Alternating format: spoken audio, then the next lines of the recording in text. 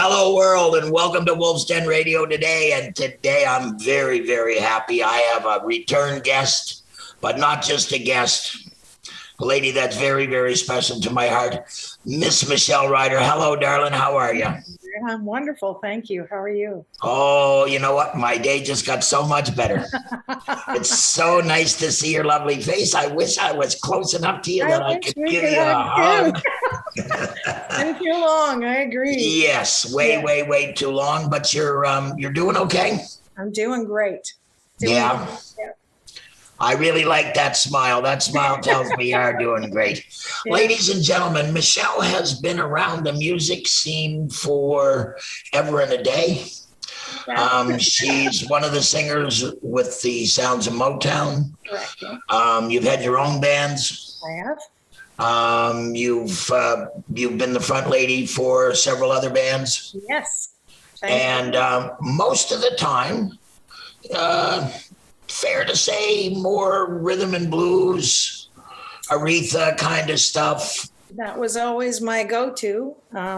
Very recently, I've gotten the incredible opportunity to break into the realm of rock. And I had no idea I would love it as much as I do, but I'm loving it. It's really going well. And I couldn't have a better band family there. So, yeah. Well, and that's the thing. You're one of those people that we can look at and we can say that you just continue to grow. Oh, thank you. Like you have always been able to present yourself in a way that, well, first off, you've got an outstanding voice and an amazing ear.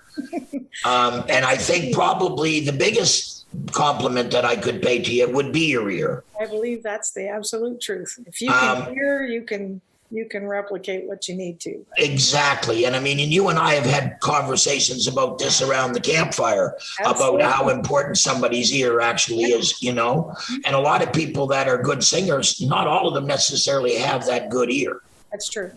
And they can adapt as well I was so disappointed the first time I went to see you at Side Hustle because I could only stay for 45 minutes of the first set. Right. And then I had to leave. And I was so upset because you know what? You've always been an excellent singer and you've always fit right where you were. But my God, girl, did the rock and roll world need you. I really love it. You should love it. I don't think I've seen you look so happy on a stage or so alive. Right. Yeah. And I agree. I think you got an amazing group. Yes. That came up. Absolutely. And so supportive. I otherwise would have been very nervous. I still get nervous every single time I perform anywhere. But they definitely have a calming presence for me, and I know they have my back 110%. And every one of them are absolute professionals and very, very talented and motivated individuals. So I'm just really happy and proud to share a stage with them, and things are going well. So. Well, and I love the attitude that the guys have. We've got your $10, so if you don't like it, that's fine. Who could that be? Yes. Yeah, I wonder. But really and truly, you're right. Everybody in the band brings it every time they come to the show. Yes, absolutely. And hopefully now, with things being as clear as mud, we'll get some things sorted out. We just have to get the translation back into English so we know exactly what it is. But was it a hard transition for you, Michelle? Not in the love of the music, because that's what I all through high school, that was the classic rock was what I was listening to all the time. So I actually knew a lot of the songs that were being suggested. I just didn't realize that I would be able to pull them off and be able to make the people I was sharing the stage with proud. So that was an uplifting surprise. Do you remember the first one that you sang, that you tried? What was it? And that gave you that, I can do this? Let me think now. Well, in fairness, I was part of the Bain band. So they came out, the fellows from Barstools and Band Talk came out to see one of the shows there. And I had done some tunes like rock and roll. So they heard me doing that. They heard me doing some Heart and knew whether or not I was capable before they even asked me to come out and jam with the band, which was actually an audition. They just didn't want to make me nervous because I would have been nervous. But Yeah. I thought it was a test. I would have been nervous. But anyway, we just played a few songs, and that was probably one of them that first night. And things just went well. I mean, they were fun to play with. They were fun to be around. And if you're going to spend a lot of hours working out new tunes, you have to have a cooperative spirit, and you have to have lightheartedness and people with a good intention. Well, as the music goes, people that share your level of professionalism, because nobody wants to be embarrassed on a stage. So No. if you're not on the same page, then it's very difficult. But these guys were just amazing. Made me feel at home right away. they're such Dave and Sean anyway are such good friends anyhow. Yes, absolutely. Right. And then the other Dave MacKeigan, I mean, just like, that's like bringing a big teddy bear with you. Right. Well, he was the first guitar player in the Ryder band. Yes. Yeah. So it was coming home for me. Well, And then this is it. Ian. I mean, I've seen you and Dave so many times together, Yeah. But he's just one of those guys, like, he just brings the Zen kind of thing to it. But you got to watch him because he's funny as hell, but he's sneaky about it, Yes, he is. but he can play a guitar like ringing a bell, Yes, he can. so yeah. And I think Bain was, like you said, I think Bain was a good first step for you, because you did do some, some Heart and stuff there. Yes. And We were very close too. Yeah. They were wonderful people as well, and we had a great time. Yeah. And, there just comes a point where you think they're in good hands, and you move in different directions. And they moved out of town, and, they're still going to continue to make great music and entertain people. So I wish. For sure. Unfortunately, they were supposed to do a show tonight in Tadamagush, but that was canceled. I was supposed to be there, actually. I was supposed to MC that. So very unfortunate. But again, though. Now, so it must be kind of frustrating for you, because here you are in the studio, or getting going here with something new and something exciting, and then all of a sudden, you got to stay home. Yeah. And you can't do that. And I mean, I can't imagine trying to do a band practice over Zoom. You can't. No. You can't. No. And it's heartbreaking to watch your calendar as the gig dates come and go, and watch your bank account because your secondary income is no longer there. And for a lot of people, it's first income. I mean, when you're the person that's got, this is your whole income, and now you're on CERB or what? I don't know. Thank God I'm retired and I don't have to worry about any of that work stuff. But I know lots of people that are worrying about it. Yeah. But still, artists making music and stuff like that's like breathing for you guys. This must be killing you. Absolutely. I can't, for the life of me, I can't get my head around. Yeah, you get stifled. This is your way to express yourself and to vent your stuff, and when you can't do it anymore, it's very frustrating. It's got to feel like you're drowning or you're suffocating or something. Very much so. Oh my goodness! You hear the concerts in my shower. Holy. Yeah.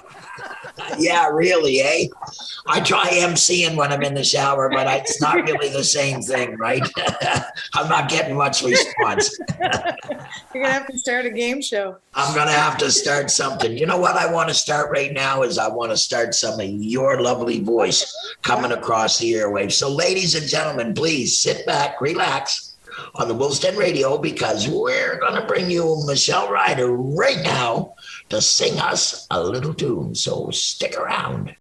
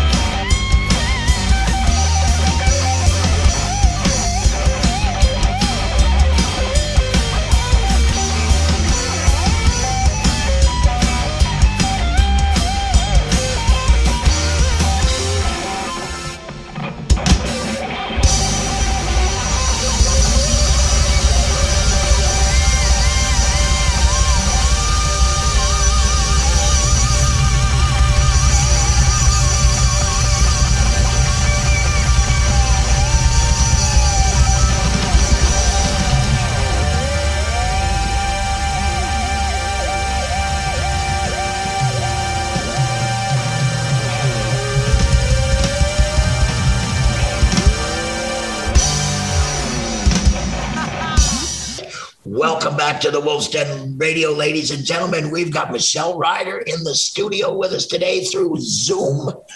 Now, Michelle, you and I have been friends for a long time. Yeah, over a decade anyway. Oh, yeah. And when I first met you, I found out that you were friends with a whole bunch of people that I knew from Fairview because that's where you grew up. Right. Now, when you were a little girl, you used to sing, didn't you? I did, yeah. Very, very early, actually. Our first recordings, I guess I would have been 2 or 3 years old. And even then, so I lived with my mother and my older sister who both could sing. So when you're the youngest, you learn to project and you learn to harmonize. And our earliest recordings were back then. I could sing harmonies back then. So well, you can sing harmonies now. I can attest to that. I've been at many of them. So but then you stopped singing. Yeah, things had really gotten rolling.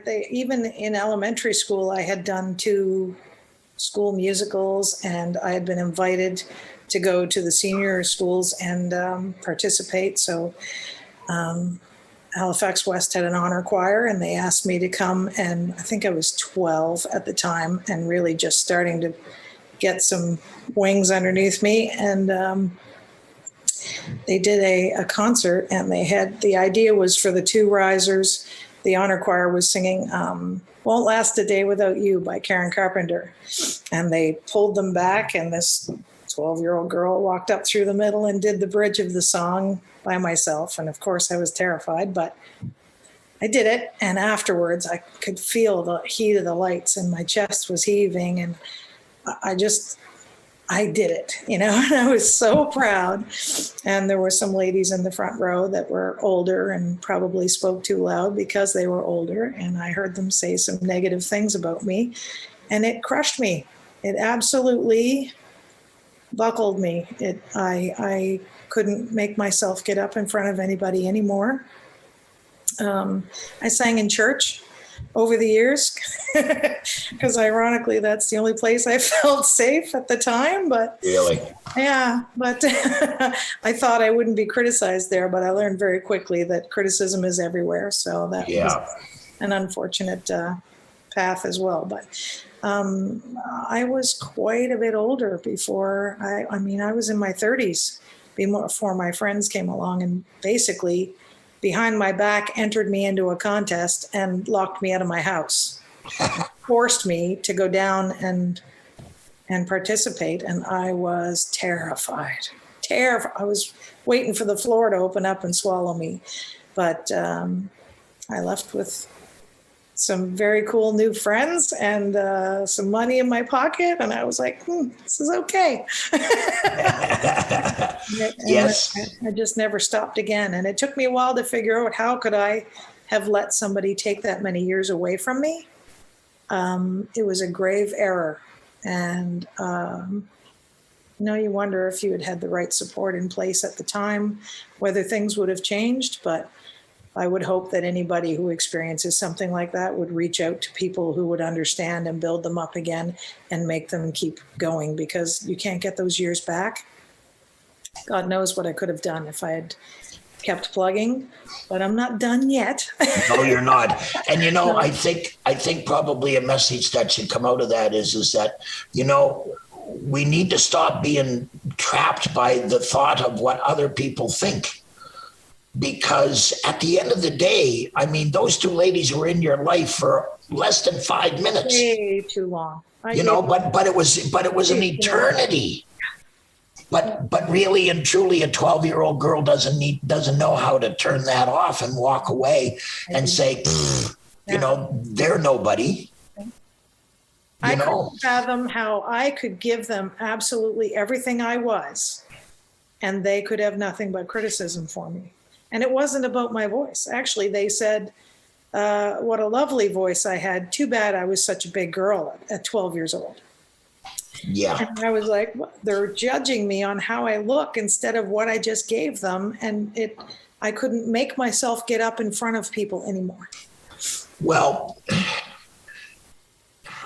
how belittling to belittle somebody like that. Yeah. It was.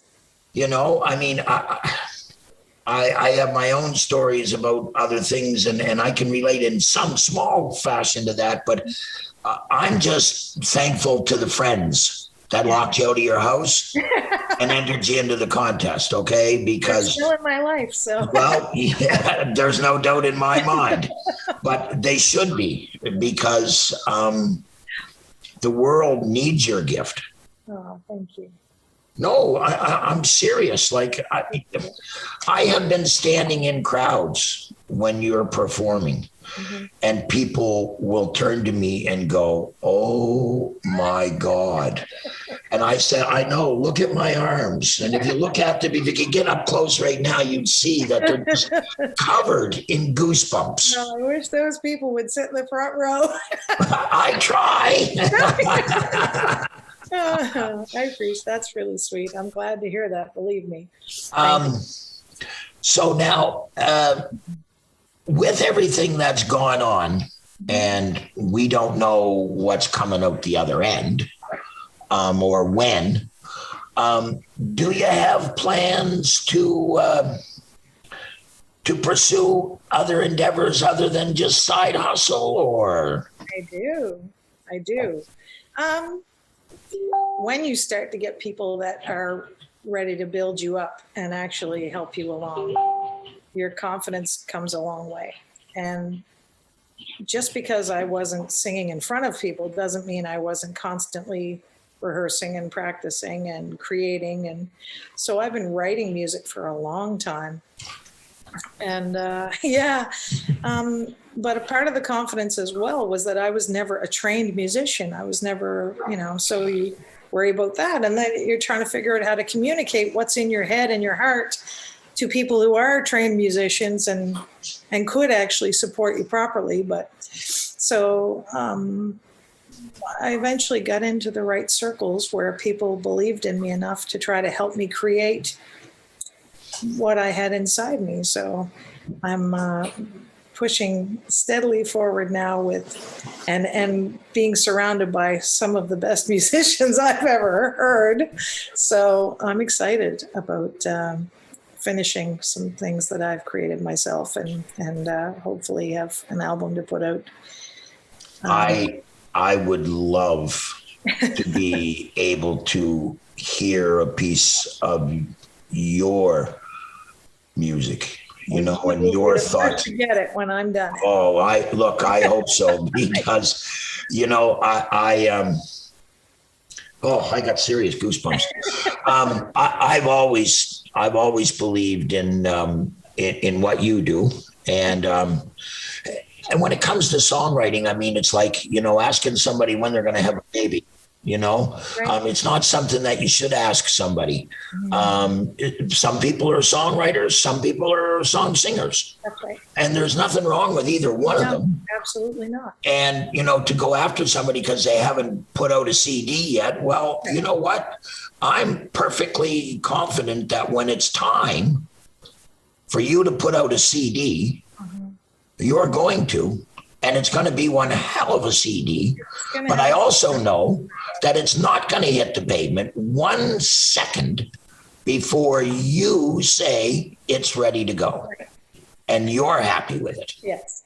Now you're going to make me to be proud of it. So exactly. And now you're going to make me happy right now, because we're going to go, ladies and gentlemen, right here on CIOE 97.5, the home of East Coast music and Almost End Radio on the YouTube.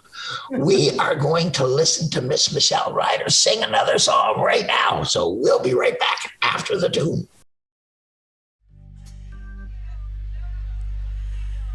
Oh, mama, I'm in fear for my life from the long arm of the law.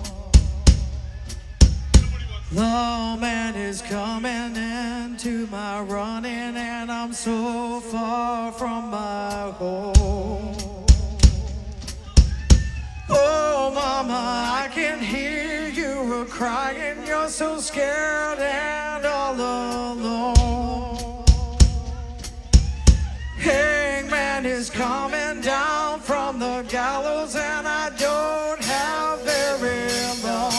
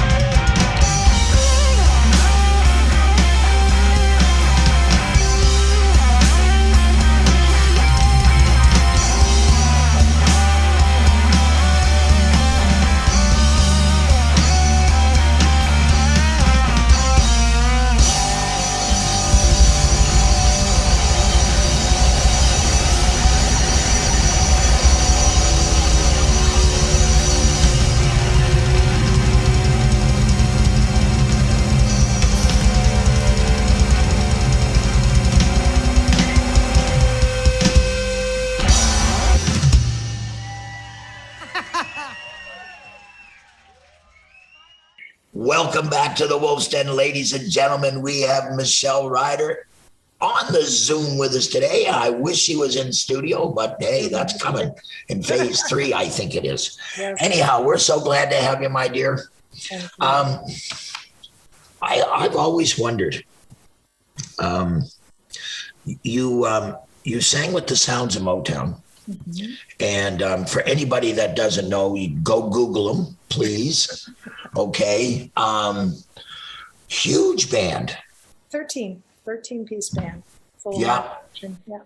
I mean, and it's so funny because there's people in that band that go back to my time when I was a teenager. Mm-hmm. One of your horn players, Mr. Baker. Mr. Wayne Baker. Mr. Wayne Baker. And you know what? I know his brother Glenn. I know his mother. His mother was my cub master. You know, I was there the night his brother was an amazing linesman for hockey. Oh, really? Yeah. He was supposed to go to the NHL. I don't know if Glenn ever did, but he refereed a high school hockey game, and got hit in the nose with a puck and did an awful number on his nose. Give him one of those great big noses when he was done. But yeah, I've known the Baker since I was elementary school. Yeah, he's a wonderful guy. Very yeah. cool.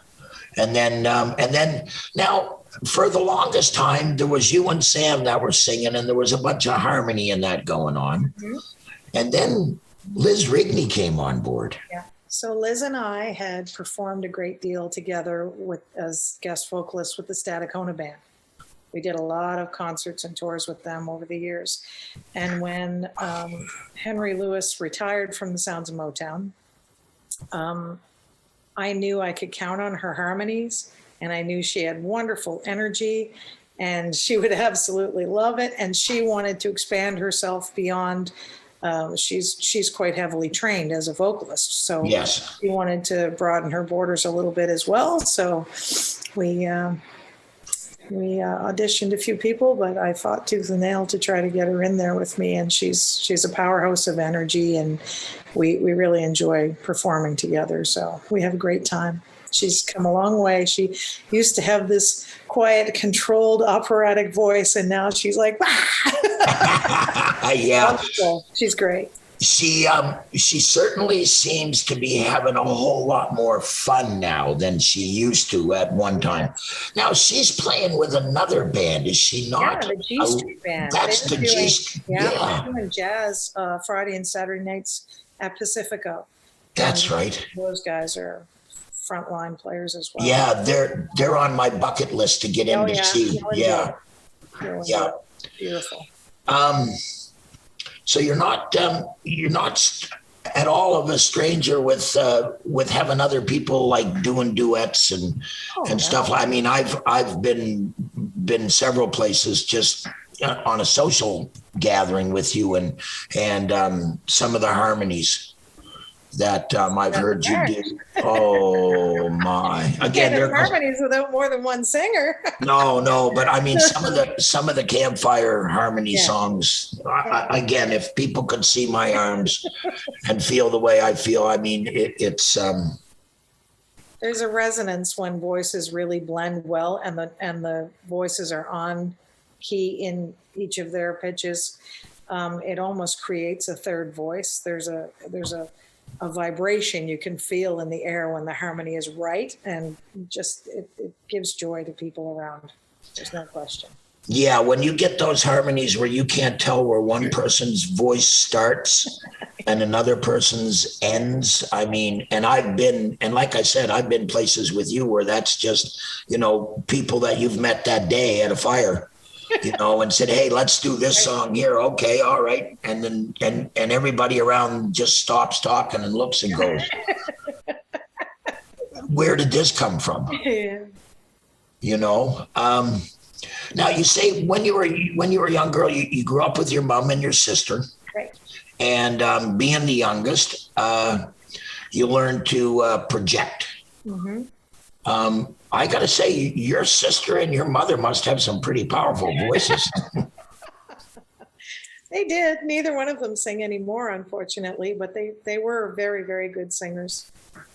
My Wow. mother actually sang, she was in Sing Along Jubilee, I believe it was, and she sang with Count Basie at one time. And yeah, she was Dartmouth Queen of the Lakes. Well, she was the first runner-up to the Queen of the Lakes, but that was her talent. She sang for them and she won that.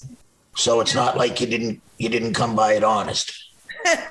I know I've been listening to good music, and my grandmother would come in as the fourth harmony when we were with her, so that was the best. Wow. Yeah. So grandma was a singer very too. good sing for sure. Yeah. Old country, gospel. No, some gospel, some just folk, some, yeah. My grandfather could play guitar and a little harmonica, so he would play and we would sing. Nice. Yeah, it was nice. See, there was none of that in my family. My grandmother wasn't really a big fan of music, kind of the devil stuff, you know. Oh, that's too bad. Yeah. They come to my house. Yeah, I loved it in the summertime if we went to Sure. Ontario, Yeah. because my aunt would make me sing, Good. you know, whereas at home it was shh. Oh. My aunt was, no, get up on the chair, boy, sing. And then puberty hit. Yes. Yes, and we lost our good voice and we got this one. Oh, did you? I don't know. I don't know. Well, maybe. This Hey. one made you an awful lot of money. I don't think you should look a gift horse in the Oh, mouth. no. You know what, Michelle? I have to agree with you 100%. Sure. I could never figure it out. My brother can sing like a bird. You know, he plays piano, classically trained. My sister can draw like nobody's business. And I always thought I never got any of that stuff. Oh, no. And how wrong I was. I've been so blessed. That's all I can say. I've been so blessed. Yeah. And I was lucky too, because I grew up right at the right time and right in the right places. So, you know, well, you didn't do too bad. You grew up in Fairview. I did. Nothing wrong with that, girl. No, spent a lot of time in Dartmouth, though. My grandmother's house was in Dartmouth, so I was there every weekend and all summer. And then fairly early, junior high, after the first year of high school, I moved to Cole Harbour and stayed in Dartmouth after And that. stayed in Dartmouth. Yeah. On the dark side. On the dark side. Yeah, Like me. I got out of Halifax at 17, but I went a little further than the dark side. I went to Moose Jaw. Oh, Lord. Yeah. Oh, Lord is right. No, met some I awesome. wouldn't go that far at 15. Yeah, I was only 17, but Oh, yeah. so now, like I said, you're in the process of doing an album. Very excited about it. Very Yeah. excited about it. Finally having my own expression out there that people kind of understand a little more of me. So now, what stage is it in? Well, the songs are written. It's just Yeah. a matter of having them expressed in the way that you're proud of and the way that they were intended when you came up with them. So I have some incredible musicians in my life now that I'm very, very excited that they have enough love and respect for me to want to try to help me express myself. So I'm filled with gratitude for that, and I'm very excited about the venture. So Excellent. Well, I really, I can't wait. I know when you release it, Yeah. I want to be there. you will be the first. I just hope I'm hoping that we get some festivals back this summer. So Oh, that would be great, wouldn't it? it would be great. And it would be great to get you out to a couple of festivals is what we need to do. Yeah. All right. You know what, Michelle? I think it's time. Ladies and gentlemen, I know you know it's time because you've already heard 2 songs and I know you want to hear another one. You probably heard 3 songs and you want to hear another one still. So right here on the Wolf's Den Radio, we're going to listen to Michelle Ryder right here at CIOE 97.5, the voice of East Coast music.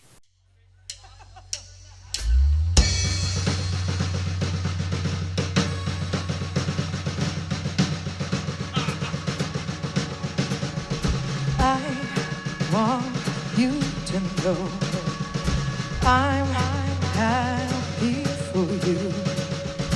I wish nothing but the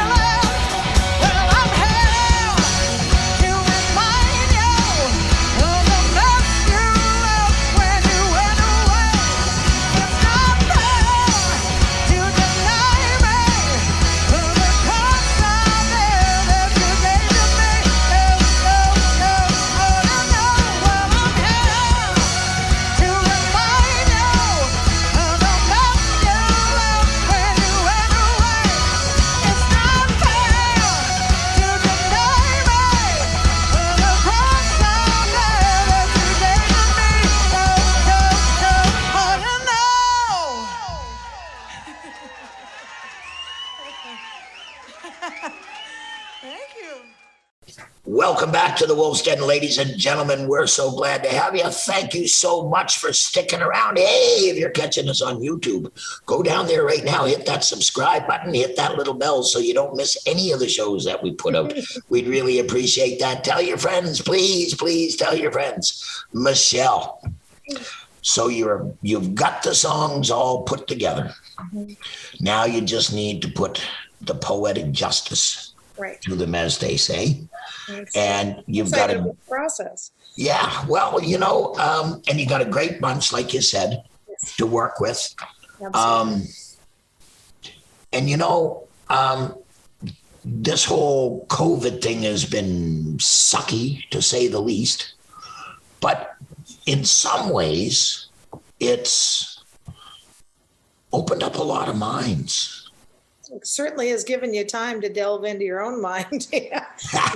Yes. I take medication for that. That's not a good place to go. Karen sometimes reads my mind, and I tell her, I said, girl, get out of my mind. I said, I'm not taking enough medication for both of us. So, do you figure it'll be this before the end of the year that it'll come out, or? I hope so, but I'm very leery to even put a date on it, because what I want is to go one by one through them and make them something that I'm never going to look back on and go, I wish I had done this with it. I really want to work out the process and make sure that they're everything that we're supposed to be before I move on. You do me a favor, okay? If you get to that point with just one of them, you call me and you tell me. Okay. Okay. Because I have never heard a musician say after they're finished a project that, oh yeah, I'm completely good with it. I wouldn't change a thing. That's true. But there has to be a point where you're like, no, I'm proud of this and I can let it go. Yeah. The only one that's ever said that to me really and truly, though, was Isaac Kent from Dalai Lama. Dolly Van Gogh. I'm not Dolly Lama. Dolly Van Gogh. He produces his stuff, and he said no. He said when it's done, it's done. Yeah. And I'm finished with it. And I'm like, who are you? Well, they're putting out some great stuff. Yes, but I mean, you guys are rare, because most musicians, they torture themselves. Oh, I wish I would have done that. Oh, I'd have changed that. I'd have put a different bridge in there. Or, I'd have sang that in C instead of A. And yeah, I know. I have them in my head the way I think they're supposed to be. I've just got to find a way to get it out. And when it hits that mark, I'll be ready. Well, I know you. And I know how determined you are. And I also know that you're not somebody that's going to settle for something that you could do better. Right. So I'm excited as hell, because I know when it comes out, it's going to be kicking. Thank you. I'm really excited. Thank you for all of the wonderful, wonderful hours of entertainment and joy that come and support and let you know how they feel about things are the driving force that keep you working at it and keep you motivated. There's lots of days where you're like, am I good enough? Am I really? I mean, look at all these people. I hear you. Am I there or am I not? And then people speak to you and you're like, okay, I'm doing something. If you've moved one person and really made them feel good, then my job is done. So I just Yeah, and I've had the same thoughts since COVID hit. There's 101 shows that have popped up, and people doing this and people doing that, and I've often wondered, am I doing anything that anybody really gives a shit about? Yeah. And then people come to me and tell me, yes, please don't stop. Definitely are. So, but you know what? It would kill me, because if it took me away from people like you, that just wouldn't be any world that I'd want to be living in. Right. People don't understand what a risk it is to share something that is so personal to you, because if they don't like it, it's a rejection of you. Yeah. It's deeply personal to share something that much of an importance to you. Like part of your soul it's risky, but it's also worth it.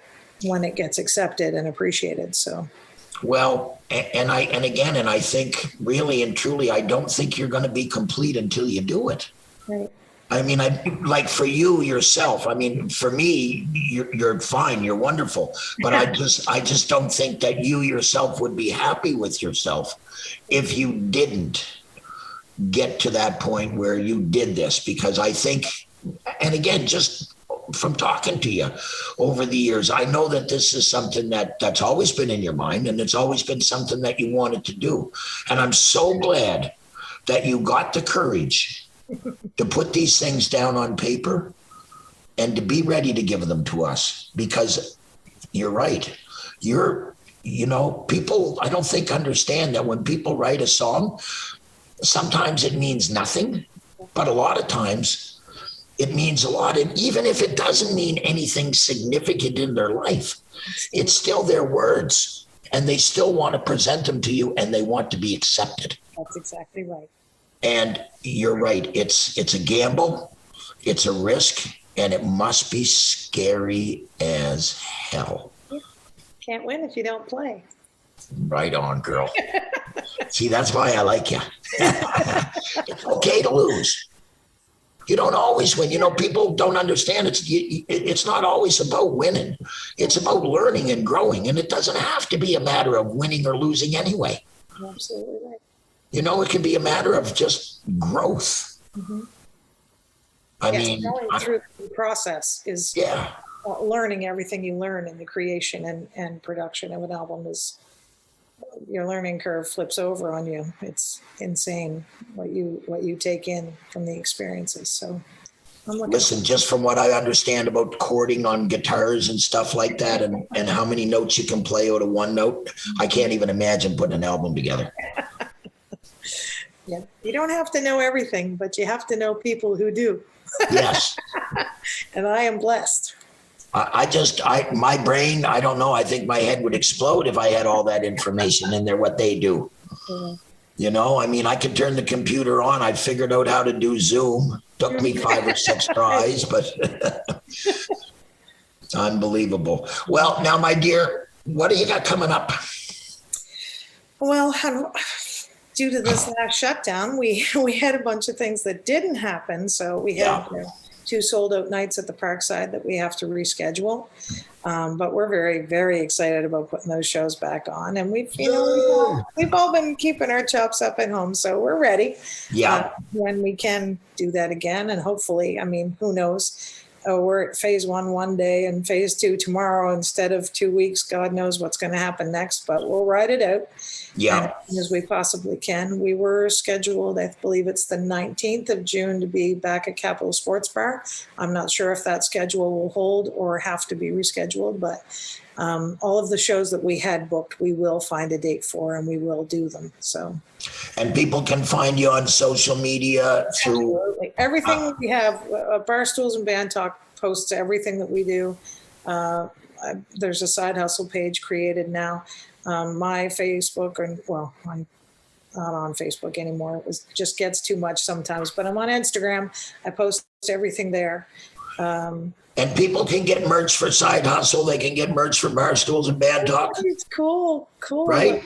License plates and things starting to crop up now. Some swag that's pretty. Yeah. I'm excited about that too. I got me my Side Hustle sticker right there, baby. Yeah, it's good stuff. And they're cropping up. It's really an unbelievable boost when you are cruising down the road and somebody passes you with your band license plate on their car. You're like, what? Yeah, I'm in the process. I need to get, if nothing else, I need some stickers, but I'd really love to wrap my motorhome for the summer. Wow, yeah. That would be cool. The back of the motorhome and the front of the motorhome, I think would be just wicked. But darling, look, I wish you all the best. And for anybody out there that thinks I'm being a little bit familiar here and a little bit sexist, poo-poo to you. I've known this lady for a long, long time, and I'll call her honey or darling or anything else. But I just love to call her. Yeah. So I wish you nothing but good things. I can't wait till I can see you in person. I got a big hug all waiting for you. And the ones you love. that's right, baby. That's right. And you're one of the ones I love. So I got a big one for you, I'll tell you. Now, I'm hoping that it's not too long before we get to see you either at the Parkside or at Montes. At Montes, we are regulars at Montes. So Okay. And a big shout out to the gang at Montes. Oh, Nancy. And a big shout out to Parkside and all of the other places. The Wrinkle Ranch, Colleen's, all of them, for bringing in live entertainment. Pizza Town, Freeman's in Sackville, Freeman's in Fairview, all of you. Whoever's bringing in talent, Staggers, all of you. Thank you so much. Ladies and gentlemen, support local. Support your local musicians. Get yourself some side hustle. Shag and wag and get some from Barstools and Band Talk. They got mugs. They got all kinds of gear. Get over there and make a purchase. If you're not signed up to their YouTube channel, get over there and do that. As we always say in the Wolf's Den, ladies and gentlemen, please, please, please be kind. Be nice to one another. And now with the bubbles opening up a little bit and being outside, if you can, maybe a little hug to ones you love. Ken Tobias would say, give a little love. Thanks for stopping by. Take care of yourselves. Stay negative, keep positive, and we'll see you all next week. Thanks for stopping by.